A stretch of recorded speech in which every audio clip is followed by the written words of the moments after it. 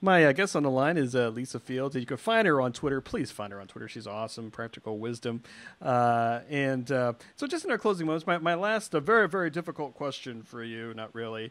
So for people who, they're still not really sure about social media and Twitter and things, share with me and everybody out there, how does social media and Twitter, how does that, and why is it important for things like telling your story and for building relationships? What has that meant to you? How much time do you have? We share a friend, Wen Dembowski. Yes. Messed her name up, but she's Healthcare Wen, and she's a physician. And for the last day since the hurricanes happened in New York City, she is volunteering her time, and she's putting out tweets. Please help. We need physicians. Please help. We need diapers for adults. Please help. I know, just from the emergency standpoint, it's so very important. I know stories that help me when I'm doing a speech somewhere. I know who I can call to give me some help. I know Quilty Muriel is 92 years old and is hilarious. And she's also in New York City and went through the hurricane. And so when things were getting so dire and dark, you didn't want to say anything funny, but she would put something out that would bring a smile, even to my friend Wen, who is out there volunteering in probably the most horrible conditions, brought a smile to her face. And so that community becomes larger. I one time was moderating a tweet chat in Australia, and my topic was, what happens to our social media when you die? Yeah. And it's been my experience that the Australians as a group, it's been my experience, I'm not stereotyping, but it's been my experience, they tend to be very humble people. And I love that group for many reasons, but that's one. But this woman that I didn't even know, when we were talking about what happens to your social media when you die, she just tweeted, "This is very helpful. I work for young people." Yeah. And something in me said, okay, what is her deal? There's something very interesting. It just was like, there's more to the story. Just because of that tweet chat and because she was open. That's a big part of it when you do Twitter, is being open that you're going to find value and find the right communities. I mean, if you want to find out who had a cup of coffee somewhere, that's fine. You can do that.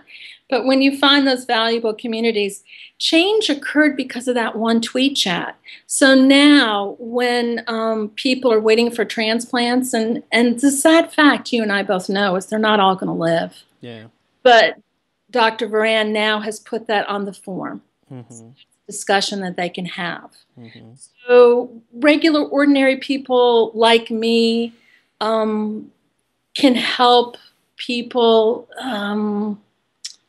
spread information. Sure, of course, yeah. The funny thing too is I don't think we really need focus groups anymore. Just put it on Twitter. Yeah. When I was doing my Ignite speech, Gar Reynolds wrote an amazing book called Presentation Zen. And I got to know him. And so I put out a tweet. Now I have his email address. I do. But I put out a tweet and I was like, Gar, can you help me? And sure enough, he did. Yeah. Really did. Tom Peters. He was always my hero in Search of Excellence. Sure. He's wonderful. And sometimes I can even remember one time I said something like, "Oh, I'm so naive. I believe this." And he was like, "Welcome to the land of naive. I am too." How else would I have ever known to send a thank you note to Tom Peters for helping me see something, or helping me, I don't know, what would you say when he said, "Welcome to the land of," it was an acknowledgement that maybe sometimes being naive isn't such a bad thing. Yeah. Well, Lisa Fields, thank you so much for the time. Of course, your practical wisdom on Twitter. And if people want to reach out and find out more about you, where would you direct them to go? Well, I would direct them to go to Twitter. And I'm also working on my LinkedIn page, and some of my friends will laugh hysterically, but I am going to be getting my new blog out. Is that like an ongoing joke? Perhaps. It'll be a happy day when it comes out. There you go. But I am close to it. But you know, there's people like you that blogging just comes naturally, and you're a really good writer. For me, you know, I'm a microblogger. I'm Hmm. a Twitter person.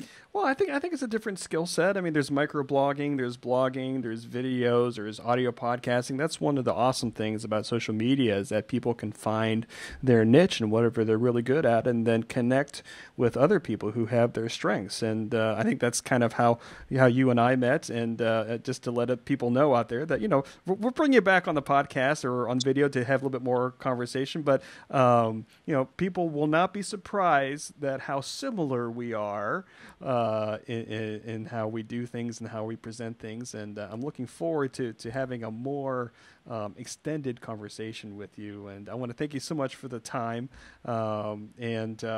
Just keep doing what you're doing. You're doing a great job out there. And you know, the reason I know you is Twitter, just like in real life, you're associated by the company you keep. Company, Mike. Thank you, thank you. All right, so yeah, stay tuned here, kids, and we'll be having more stuff coming up soon.